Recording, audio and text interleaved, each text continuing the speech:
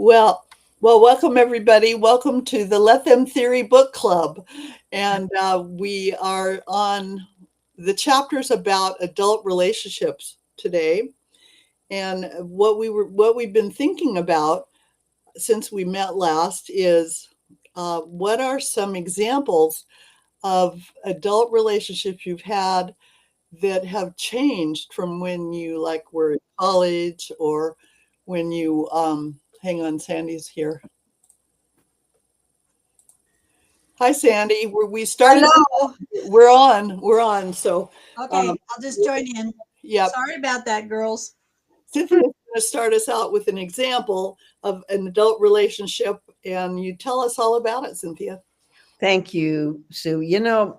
This was a great couple chapters, and it, what I struck with me is adult friendships aren't the way they were in high school and college, where you were in a dorm or you're in a club in high school or you're in sororities. We moved around to different rooms, so we met a lot of different women. It was just there was more camaraderie. It felt, and I had more time, I think, for friendships. But as I've gotten older, those three pillars of proximity make a big difference. You notice that as you move away, it's really hard. You probably don't maintain them. Um, the timing is one that and then the energy, meaning do our spirits, does our energy connect? But I think for me, what I've noticed is that I keep being part of groups of three. No matter what happens, I'm in a triad of Interesting. friendships, and I usually introduce A and B. And then all of a sudden they're best friends, and I go, well, where? So I've noticed that either I have to keep really working at it, or their energy was just better, or their timing was just better. And so this let them is really important to me. I have allowed myself to say it doesn't matter. The timing was better for them. One woman is a decorator that I'm thinking of right now, a triad, and she helped another woman who bought a new house, and so they decorated their home, the new house. And then another triad was where two of the women moved in the same vicinity. It was similar to Mel's example, where the couples became friends in the same neighborhood. Um, so I don't know. I have and then I wanted to maybe this was another question of yours. I'd never ever had one best friend. I'd always been a part of threes. Isn't that something? And and then when I got kind of jealous about being the odd man out, then I really found a best friend, but I was afraid to call her a best friend because I thought, well, maybe I love this person more than they love me. And all of a sudden, and I'm married. So for me, creating women friendships is really, really Yeah. important outside the husband.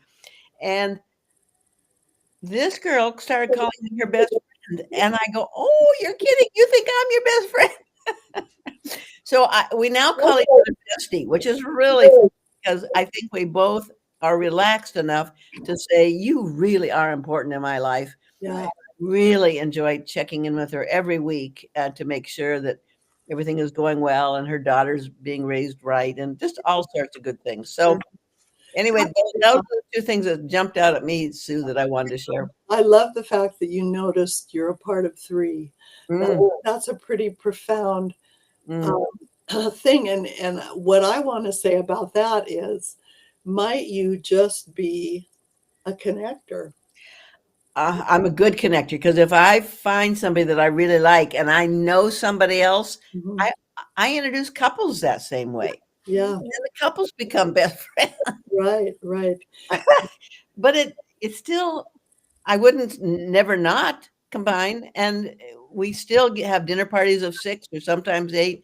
I don't like a dinner party bigger than 6. I really want good conversation. So, Mhm. but yeah, Sue, I am a connector, and I love to do it, and I wouldn't ever pull back and not do it.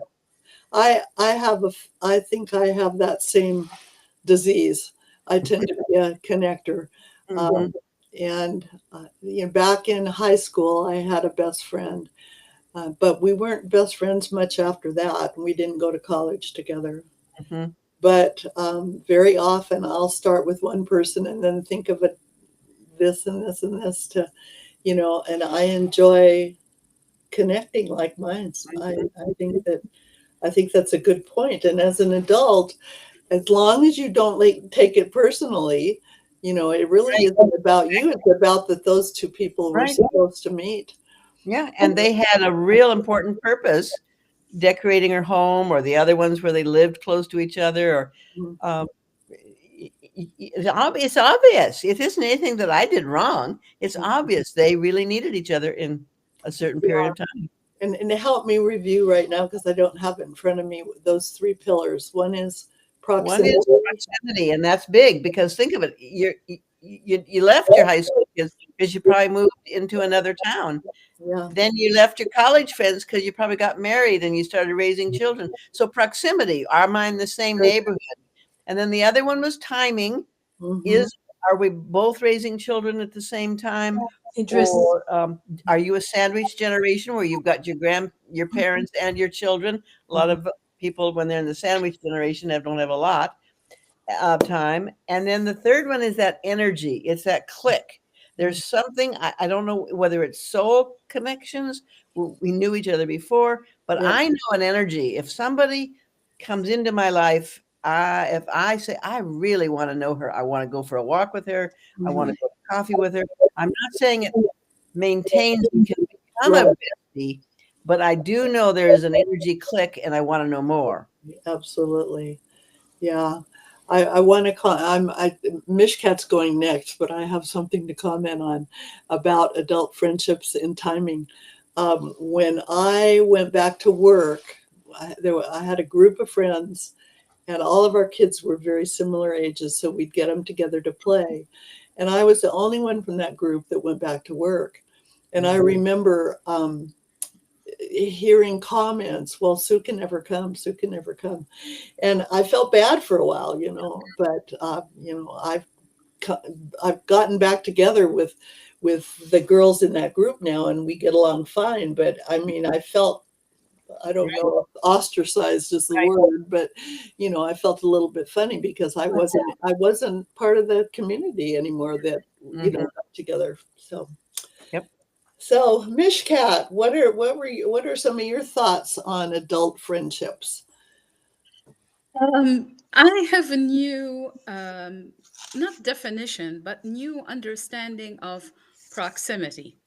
So back when I was living in Virginia, and it was my third stop after moving to the United States, I met my friend Jan.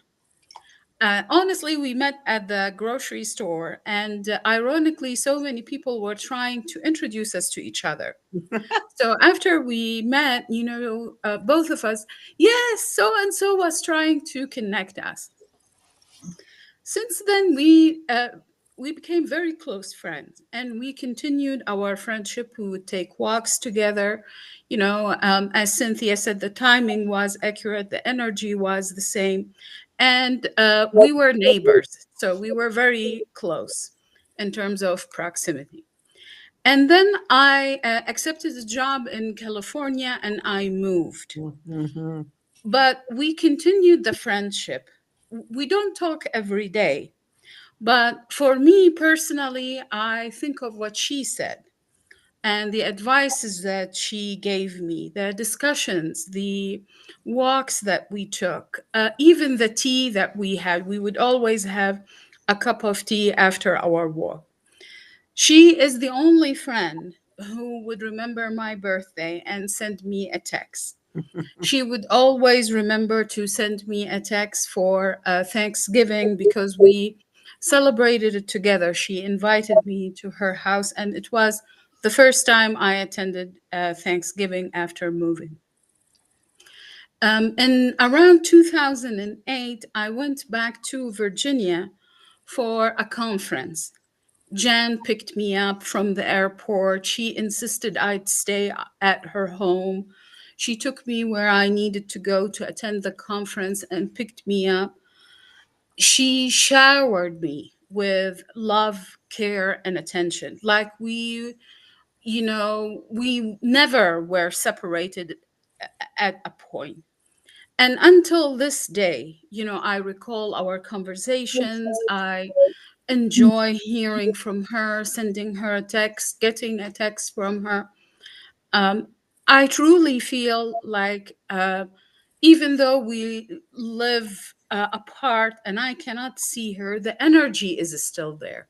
What we created together is still there. Beautiful. Yeah, that's nice. Beautiful. Almost like a Thank best you. friend. Mm. Well, Exactly. that's Yeah. because you're intentional about it. Both Yeah. of you are intentional about staying reconnected. Yeah, it does. Exactly. And honestly, I truly feel it's the energy. We come from different background, and we were at a different stage of our careers when we met, but nevertheless, we connected at a deeper level. We share the same values. We have trust around certain issues. So, that also brought us together. Mhm. Like, I know, for example, what's acceptable to her, what's not acceptable to her. And it's exactly the same for me. So, that part, these shared values Mhm. carried the friendship all the way until now, regardless of time and place and anything else.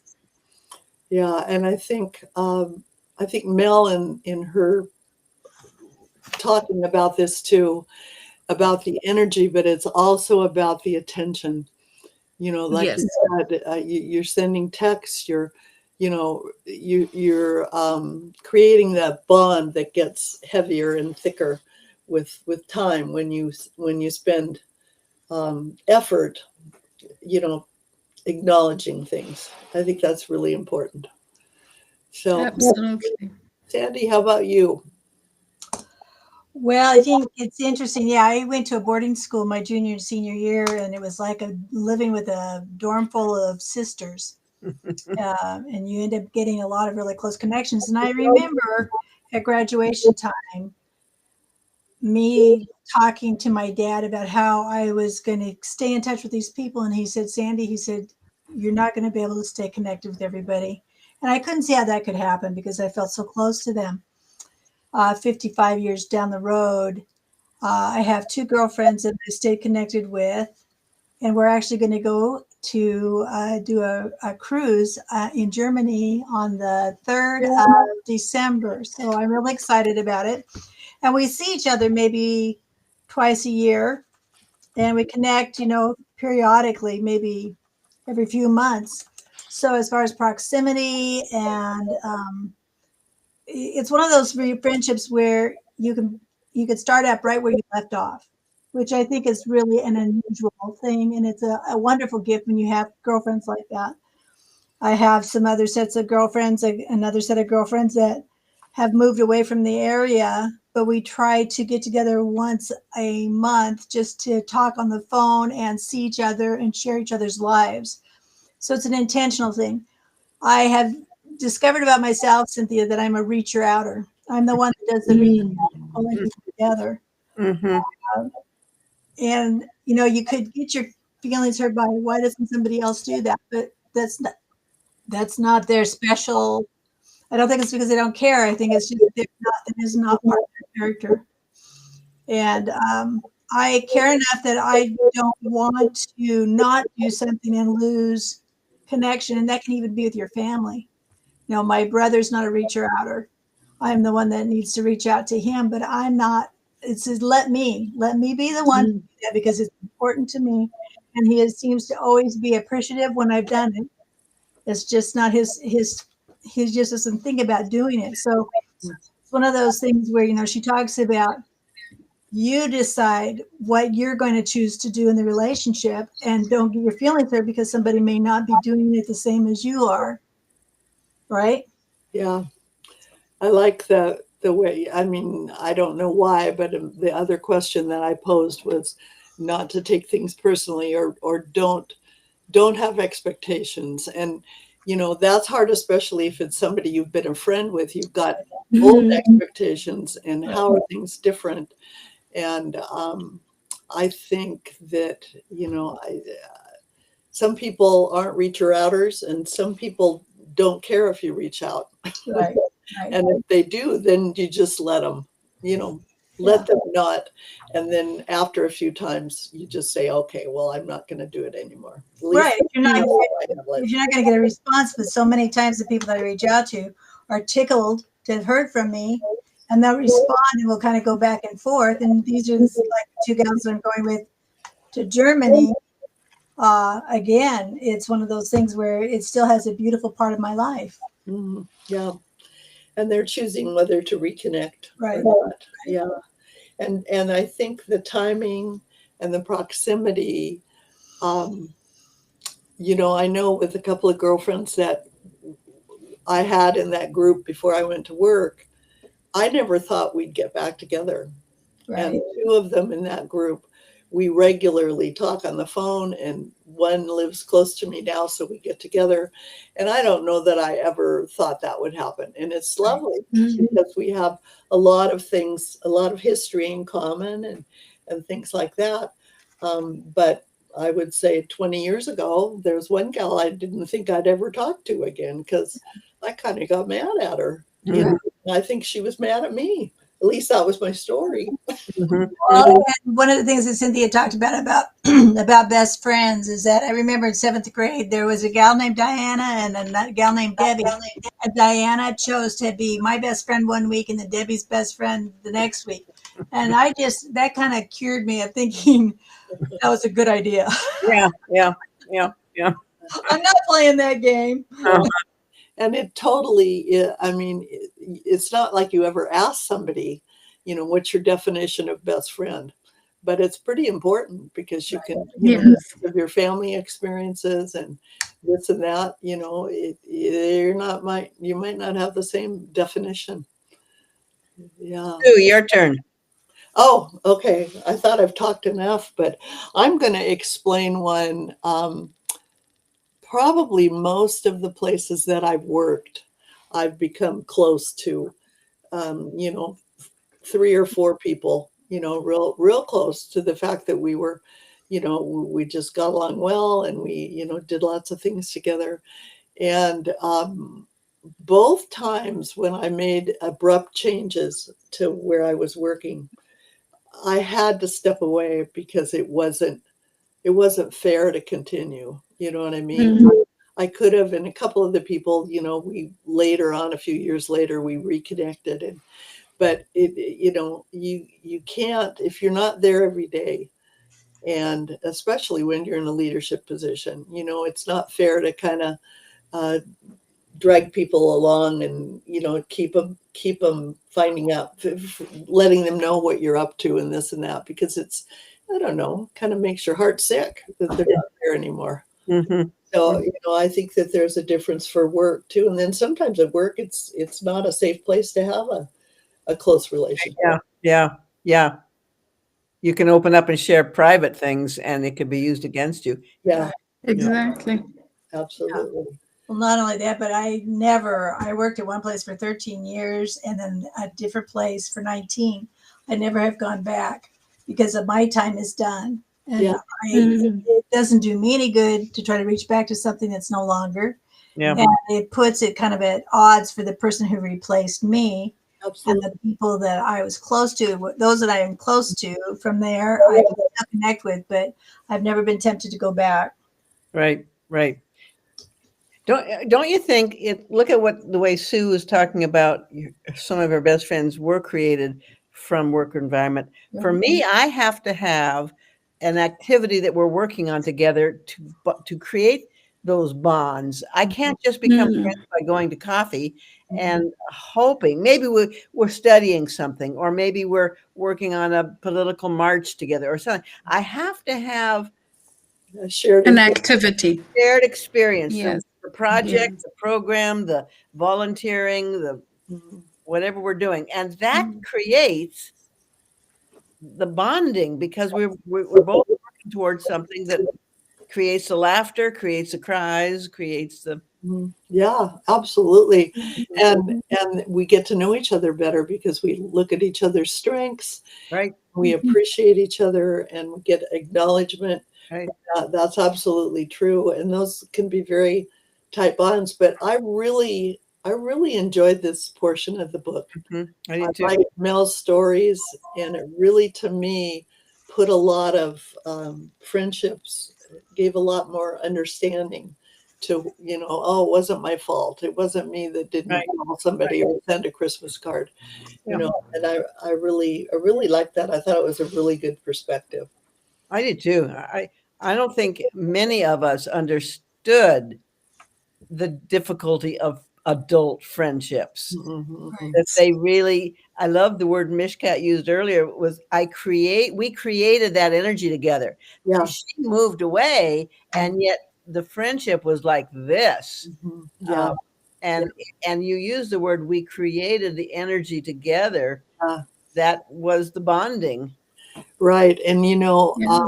I guess maybe once, maybe twice in my life where I ever moved away and had to initiate a friendship. Oh, right. It depends on your circumstance, whether or not you have the time and energy to do that. But I loved what she said when she moved up into the woods and she had to find people at the coffee shop that she might connect with, and then she just tried, and then the people she could, and I know the last couple years ago when I started going to the Y, I connected with 2 or 3 people.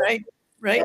And we're good friends now. I mean, we're not best friends, but I mean, we're good friends because we're making the connection and the conversation, because it does take some groundwork. It takes it, like, let's go to coffee. I'd like to know you more. Uh-huh. Or let's take a walk after this exercise class we're in. Yeah. Well, Because sometimes it's based on circumstances too, because now I have friends because I was the manager in the position that I was at.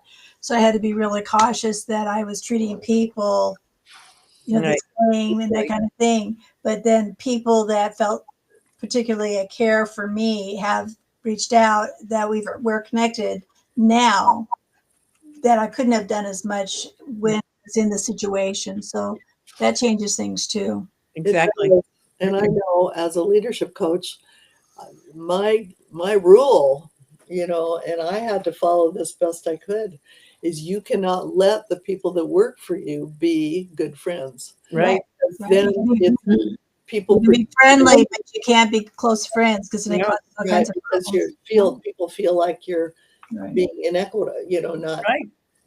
not equitable with evaluations, with this or with time spent. And so it's very careful, and I mean, I suppose that's true if you have more than one child too, you have to make sure you measure your support out, equally. But yeah. So what would be a piece of advice? We're going to go around the room. What's one piece of advice you might give somebody who's struggling with a friendship or in a transition, or just a piece of advice about adult friendships? And anybody can start. Be open to opportunities and avoid judgment. So be open to opportunities. For example, your friend doesn't need to be your age. Your friend doesn't need to be from the same background. All of these differences can bring you stronger together. Also, don't judge. Like all of you, there were friendships that I lost. And sometimes, especially, when I was younger, I used to dwell on it. I used to say, wow, how could they? Why? But honestly, as I, became older and more mature, I would say to myself, perhaps it's their circumstances. I don't know. Yeah. So avoid judgment. My other piece of advice is if you decide to move forward without that friend, make sure that you really thought it through. So if you want to sever the relationship, that's absolutely fine. But make sure that that's the decision that you will stand by 5 years from now. Good. That's good. So, Cynthia, Sandy? Remember a couple chapters ago when Mel said, talked about uh, child behavior, that you needed to grow out of child behavior as you grew up. And she was talking, well, it was in a marriage. I remember giving John the cold shoulder and I wouldn't talk to him, Yeah. And, and that was just the little girl who didn't know how to communicate. And so I only learned to be, I'll shut you out and then I won't talk to you until, I remember, anyway, that's so silly. And that was part of growing up young adult activity. And I had that same feeling with a girlfriend about 6 months ago. And I was so angry at her that she wasn't polite at a dinner party. She just was in a sour mood and she didn't greet anybody. And everybody made an effort to take ferries, to travel a long distance to get there. Well, I decided to just drop her. And I said, I don't need that in my life. That woman cared enough to call me and say, what was the matter? Why? No. And said, I want to go to coffee. And boy, I sat in my car with my arms crossed. I didn't want to talk to her. And when I read that chapter about the cold shoulder, I thought, oh my God. I did that not only with my husband, but I did that with a woman that I didn't want to see anymore. I wanted her out of my life. Yeah. And she would not let me out. And I have become closer to her in the last 6 months in just admiration for her, because I've been watching her in very difficult situations and I've watched her just blossom. So I guess the advice would be speak up. Go to that person and say, I don't think I can be your friend anymore because I can't take the negativity. I really can't. Or whatever it was causing, at least be brave enough not just to walk away from it and have them wonder. But that's very self-aware and so, being truthful, and then also, allow for forgiveness if it needs to be there. Yeah. Cynthia, I would say that you regained respect and trust with each other, because you said that in the conversation, which is, again, most important thing for any relationship is to have both of those ingredients is in the formula. Right. Yeah. And conflict breeds trust. Unless we can have honest, true conversations, we don't really trust each other because we don't know, Exactly. we don't know what you're going to be like. Exactly. That's hard though. And you don't know what the other person's conflict style is, and it's tough. It brings to mind, Cynthia, when you're talking about you and your husband, I would have an imaginary line drawn down the bed, and don't you come over that line. Don't you touch me. That's right. Don't you go past that line. Yeah.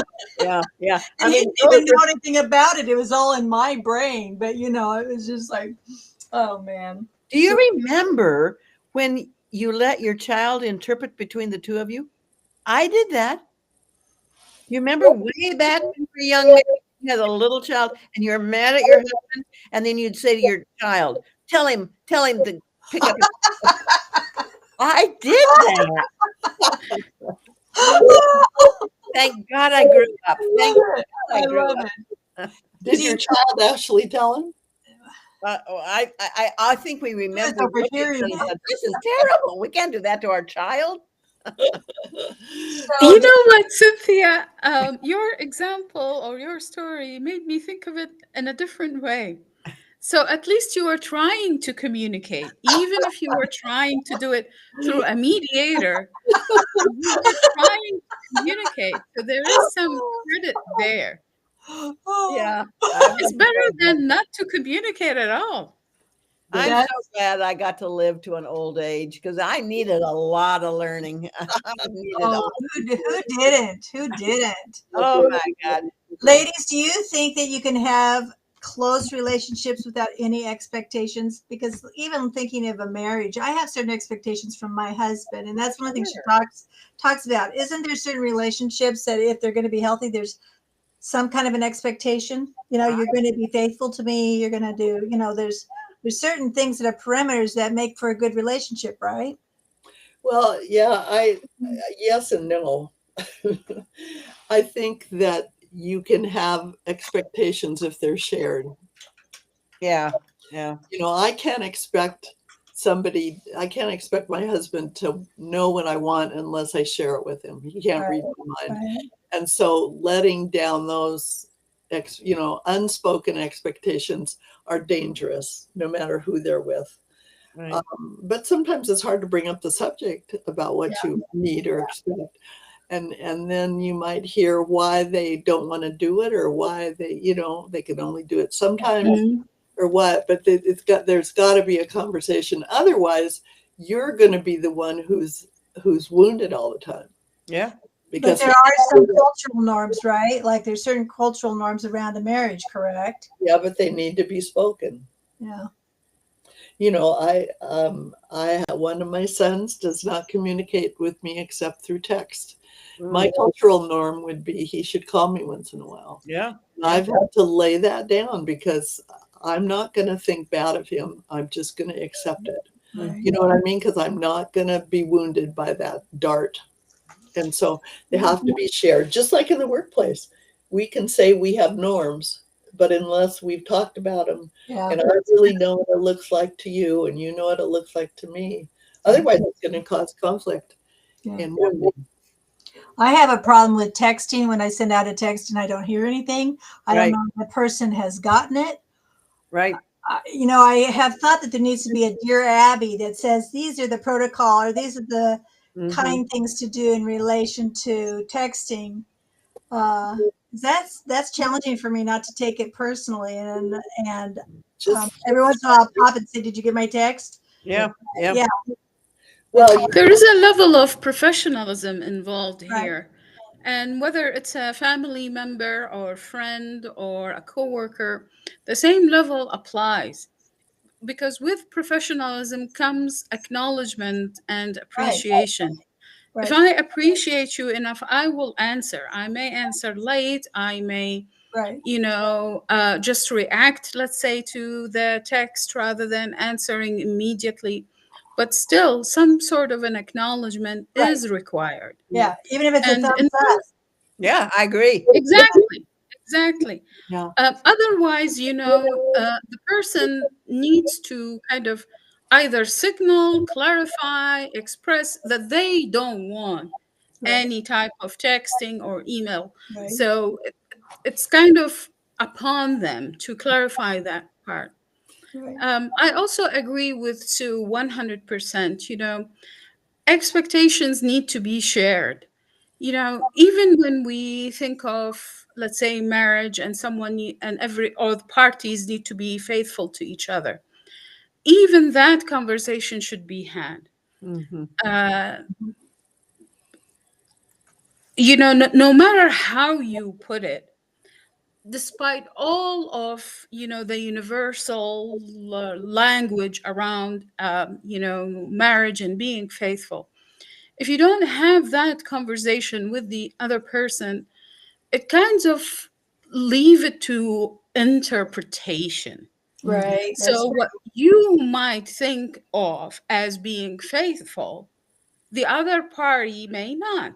Right. So there are so many spouses who don't want their husbands or their wives to have coffee, lunch, or a phone call after certain hours with someone else. Right. Excuse me. So that conversation needs to be had. Yeah, and it needs to be shared. There was some book that came out yesterday. I was hearing on the news of this journalist who said that she was having a text affair with somebody famous. And she, she thought, I guess she was sort of almost stalking him. And his story was that he wasn't, it wasn't an affair to him. Well, they didn't have shared expectations. They had different sides. And it's going to happen unless you clarify. Or if somebody doesn't answer your text, you can say, so it was my expectation that you'd let me know within 24 hours. I need to know, so I'm going to call you. You know what I mean? So you got to push it unless you just want to be a dartboard. Yeah, no, don't want to do that. So shall I tell you about an affair I'm having? Yes, please. I changed Alexa to a male's voice. Oh, And now this handsome, wonderful, beautiful man comes on. And I'm asking him questions. And I found last week I was making applesauce and I was asking him how long and how much water. And we talked, I'll bet you, for 30 minutes back and forth. I actually got off thinking, oh my God, I had this huge affair with Alexa. and it was a shared activity. He was as committed. He kept coming back. He said, do you want to know more about cinnamon? Do you want to know this? I couldn't believe it. Cynthia, I have two friends of mine, a couple, a huge, big fight over that. The husband changed Alexa to, that very sexy female voice. Yeah. And the wife changed it to, she likes British accent. Yeah. So this deep voice, British accent, male voice. And the fight was all the way to the roof. No shared expectations. It was hilarious. I actually don't talk to him much anymore. I cut it off. Well, yeah, I think it's AI generated. And we had a situation the other day where that's called Pilot something. It's configured with our program here, and it carried on a conversation with my husband and I, and it just kind of freaked us out. We said, okay, we're going to shut you down. He says, oh, you don't have to shut me off. I'll be here when you're ready. It's like, oh, whoa. Oh, this is really interesting, isn't it? Well, any other wisdom thoughts that you have before we go around and talk about our takeaways? I like your pyramid of friendship. You talked about that you sent us about best good friends. You can have one or two of them. Really close friends, a handful of them. Community friends, depends on if you're a joiner or not. Like my church, I've got a lot of friends at church, but they're community friends. A few from each stage of life, former friends, and then acquaintances, hundreds or thousands of people that you know. And I think that was kind of interesting because sometimes I think we're hard on ourselves because we think, well, why can't we have more close friends? And I think it's because there's only so much energy that you have to really give to close friends, to really good friends. Yeah. I totally agree. I don't have time for it. Yeah. And I don't know where this fits in, but I mean, I know that we're on today. We were on the 84th episode of Meeting on the Bridge. And I consider all the people that we've had on, some have known them before, but some I just met on LinkedIn, and I consider them my acquaintances, if not more, because I know them real well. Right. And sometimes I feel bad because I haven't reconnected with them, but I'm trying to get away from that because that's not really my role. And they probably don't want to be bugged, but it's sort of a different, it's a different classification, I guess. I guess it would go under acquaintances, but we know them pretty well if we've interviewed them, and we know what they're good at. And I like to send their podcast to people that are interested. So it's just fascinating. Well, before I go around and ask for your takeaway, I want to highlight Mishkat. Mishkat, as of this week, has become a published author, and her book is on Amazon. So, Mishkat, tell us the name of your book and tell us what you're up to next. Thank you, Sue. I really appreciate it. My book is called Unseen, Unbroken, and it explores the concept of invisible leadership through storytelling. So, oftentimes in our lives, we skip over someone, whether that someone is our child, our spouse, our friend, even our nation, so to speak. And through the process, we learn to unseen. And that was my experience. My experience was unseen child, unseen professional, unseen contributor, and even unseen leader. But I wasn't broken. So that's why I called it Unseen, Unbroken. The thread throughout the book is resiliency. What I'm hoping to share with the reader is no matter how difficult it is, you can choose, you can make a deliberate decision not to be broken. And you need to find what makes you whole, what makes you continue, come back. You fell on your fell down on your face. What makes you stand up again or trying to stand up?